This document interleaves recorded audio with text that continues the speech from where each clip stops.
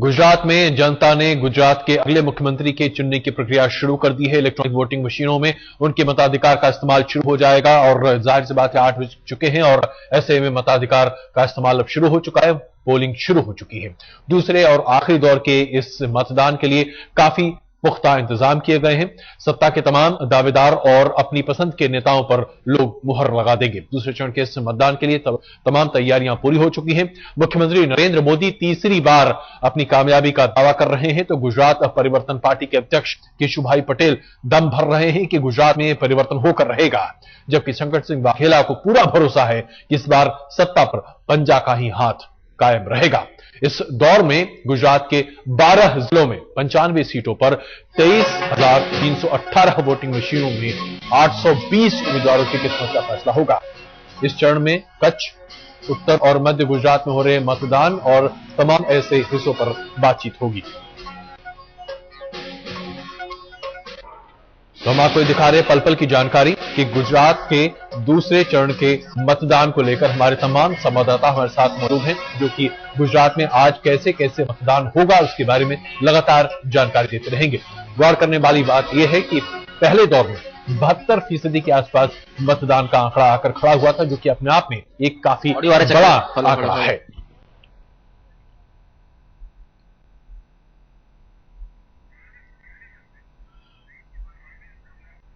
और इस मुद्दे पर चर्चा करने के लिए हमारे तमाम संवाददाता हमारे साथ मौजूद रहेंगे और वरिष्ठ पत्रकार हमारे साथ इस वक्त मौजूद हैं।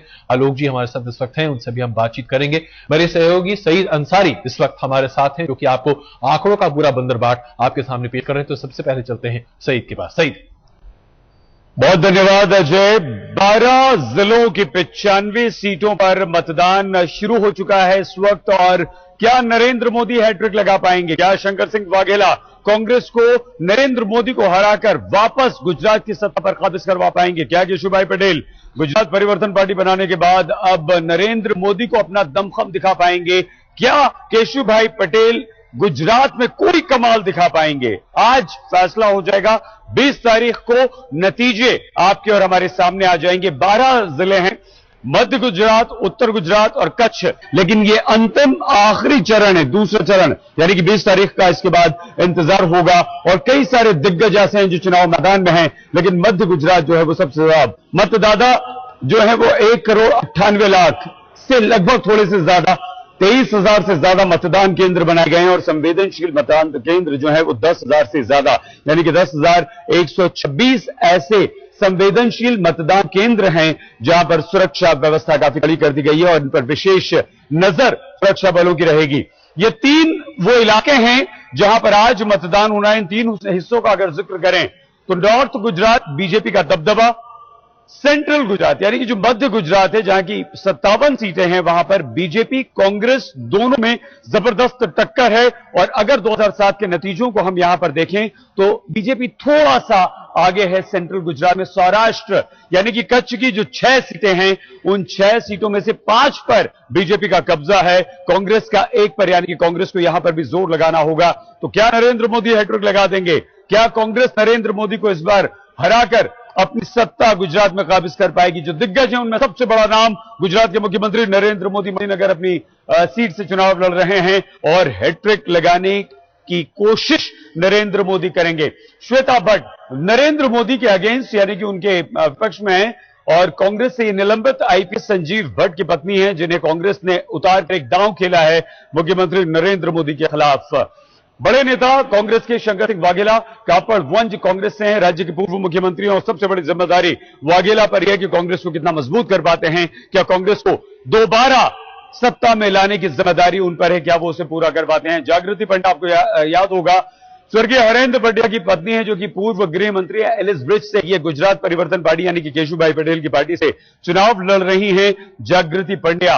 एक बहुत ही कंट्रोवर्शियल नाम, अमित शाह का बीजेपी ने टिकट दिया है, नरेंद्र मोदी ने उतारा है। सोहराबुद्दीन केस में आरोपी हैं, राज्य के पूर्व गृह मंत्री हैं और वो इस बार चुनाव लड़ रहे हैं। नरेंद्र मोदी ने उन पर भरोसा फिर से इस बार किया है। बड़ी नेता है बीजेपी की राज्य की वित्त मंत्री आनंदीबेन पटेल, घाट लोडिया से ये चुनाव लड़ रही हैं और साफ सुथरी की छवि है, बड़ी नेता हैं। और इस बार देखना होगा कि क्या ये अपना करिश्मा दोबारा कर पाती हैं, क्या दोबारा घाट लोडिया की जो जनता है वो आनंदीबेन पर अपना विश्वास जता पाती है? क्या एक बार फिर से उन्हें वो चुन लाएगी? यहां पर ये उत्तर गुजरात की 32 सीटें हैं जहां पर ज्यादातर बीजेपी का दबदबा माना जाता है। बीजेपी ने पिछली बार भी यहां पर कमाल किया था, लेकिन सेंट्रल गुजरात यहां पर कांग्रेस की ये कोशिश रहेगी कि वो, क्योंकि पिछली बार फासला दोनों में काफी कम था, 23 और 20 ये फासला था बीजेपी और कांग्रेस में। तो आज मध्य ये जो आप हरा रंग आप देख रहे हैं ये सेंट्रल गुजरात का है। तो यहां पर अजय और आलोक मेहता जी इस पर विश्लेषण भी करेंगे कि क्या यहां पर मुद्दे हो सकते हैं, क्यों ये महत्वपूर्ण है। लेकिन कच्छ, ये जो आप देख रहे हैं एकदम नीला रंग कच्छ का, ये कच्छ की 6 सीटें हैं जिसमें से 5 पर बीजेपी का कब्जा है। तो एक बार फिर से हम चाहेंगे कि अजय और आलोक जी कच्छ की स्थिति पर भी यहां पर विश्लेषण करें, नजर डालें। और यहां पर एक बार फिर से हम आपको यह बता दें कि पिछली बार के जो नतीजे हैं 2007 के, ओवरऑल भी हम आपको बताएंगे और 95 सीटों पर भी हम आपको बताएंगे कि क्या है। 117 और 59, यानी कि 117 बीजेपी के पास और 59 कांग्रेस के पास, ये पिछली बार ओवरऑल नतीजे थे। 182 सीटों में से विधानसभा, गुजरात विधानसभा का यह नतीजा है। ये हम यहां पर आपको दिखा रहे हैं। इस वक्त अन्य के खाते में यहां पर 6 सीटें थी। तो क्या नरेंद्र मोदी 117 से अपने आंकड़े को आगे ले जा पाएंगे या वो कम होगा? क्या 59 से शंकर सिंह वाघेला कांग्रेस को आगे ले जा पाएंगे, या एक बार फिर से सत्ता में लौटने की उनकी ख्वाहिश इस बार पूरी होगी या नहीं, या नरेंद्र मोदी हैट्रिक यहां पर लगा पाएंगे? कैसे यह संभव होगा, इसका फैसला तो आज गुजरात की जनता करने जा रही है और वो नतीजे हमारे पास 20 तारीख को जरूर आ जाएंगे। लेकिन क्या मुद्दे रहे, क्या परिस्थितियां रही, कौन सी ऐसी बातें रही जिसका विश्लेषण आज तक पर आलोक मेहता, अजय कुमार अब से कुछ ही देर में आपके सामने करेंगे। लेकिन 95 सीटों की अगर बात करें, दूसरे चरण का, अंतिम चरण का जो मतदान आज हो रहा है, 48 सीटें बीजेपी के पास हैं और 25 कांग्रेस के पास। लेकिन 182 में से 117 सीटें बीजेपी के पास, 59 सीटें कांग्रेस के पास और 6 सीटें जो हैं वो अन्य के पास। तो आइए एक बार फिर से हम आपको लिए चलते हैं हमारे सहयोगी अजय कुमार के पास, जिनके साथ मौजूद हैं वरिष्ठ पत्रकार Alok Mehta ji. Over to you Ajay. धन्यवाद सईद। आलोक जी, अगर हम इस चर्चा की शुरुआत इस बात से शुरू करें कि क्या वाकई में इस बार नरेंद्र मोदी की साख दांव पर लगी है, क्योंकि हर कोई ये मान के चल रहा है, खुद नरेंद्र मोदी का ये दावा है कि वो जरूर इस बार चुनाव जीतेंगे, लेकिन जिस तरीके से मतदान प्रतिशत है, क्या वो उनके हक में जाता हुआ दिख रहा है? देखिए, ये पूरे अस्तित्व की लड़ाई है और इसलिए चाहे पंजाब में भी देखिए, जिस समय अकाली दल पावर में रहते हुए भी बड़े पैमाने पर वहां वोटिंग हुआ था, तो अब इसमें दोनों तरफ से दावे हो सकते हैं। पिछला वोटिंग और आज जब वोटिंग होने जा रहा है, ये भाजपा का गढ़ नरेंद्र मोदी मानते हैं, क्योंकि पिछले चुनाव में उनको सबसे बड़ी सफलता मिली थी। लेकिन सब कांग्रेस भी यहां, चूंकि उनके जो माइनस पॉइंट्स हैं, कच्छ के जो पानी की समस्याएं, ऐसे कुछ मुद्दे हैं स्थानीय जिनको लेकर के मोदी बहुत संकट में हैं। और पूरी भाजपा में भी उनके अस्तित्व का सवाल है। यदि सीटें कम आती है इस क्षेत्र में और उनकी सीटें कहीं 100 से नीचे चली जाती हैं, तो उनके लिए बहुत ही बड़ा संकट पैदा होगा। इसलिए उन्होंने पूरी ताकत लगाई है और अभी भविष्यवाणी करना ठीक नहीं है, लेकिन ये सही है कि दोनों के बीच में कई जगह कांटे का मुकाबला हो गया है, जो पहले नहीं दिखाई दे रहा था। बिल्कुल।